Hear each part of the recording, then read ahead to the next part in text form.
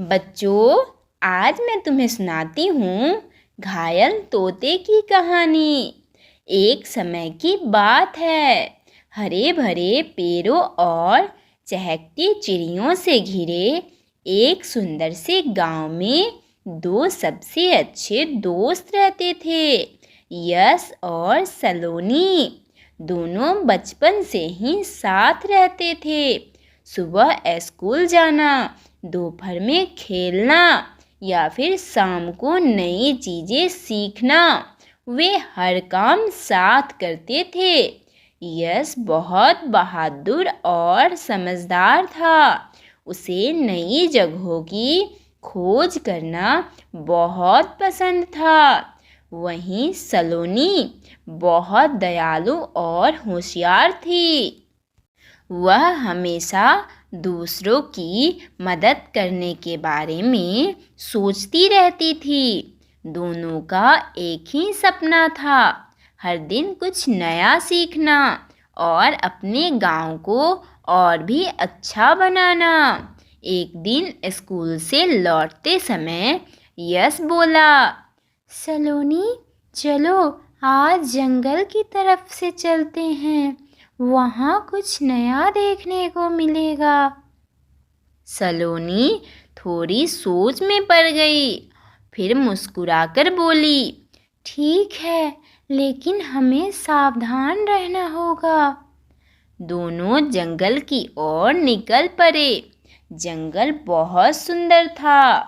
ऊंचे ऊंचे पेड़ थे, ठंडी हवाएं चल रही थी और चारों तरफ पक्षियों की आवाज़ आ रही थी। अचानक उन्हें झाड़ियों के पास एक हल्की सी आवाज़ सुनाई दी, चूं चूं। सलोनी तुरंत बोली, यस, लगता है कोई परेशानी में है।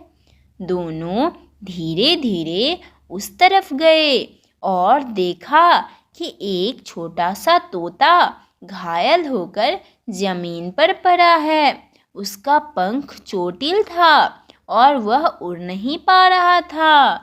यश ने चिंता से कहा, हमें इसे यहाँ नहीं छोड़ना चाहिए, यह अकेला है। सलोनी ने प्यार से तोते को उठाया और बोली, हम इसे घर ले चलते हैं और इसका इलाज करते हैं। दोनों उसे बहुत सावधानी से घर ले आए। सलोनी ने साफ कपड़े से उसका घाव साफ किया और यश ने लकड़ी और कपड़े से एक छोटा सा आरामदायक घोंसला बना दिया। रोज वे उसे दाना पानी देते, उससे बातें करते और उसका ध्यान रखते।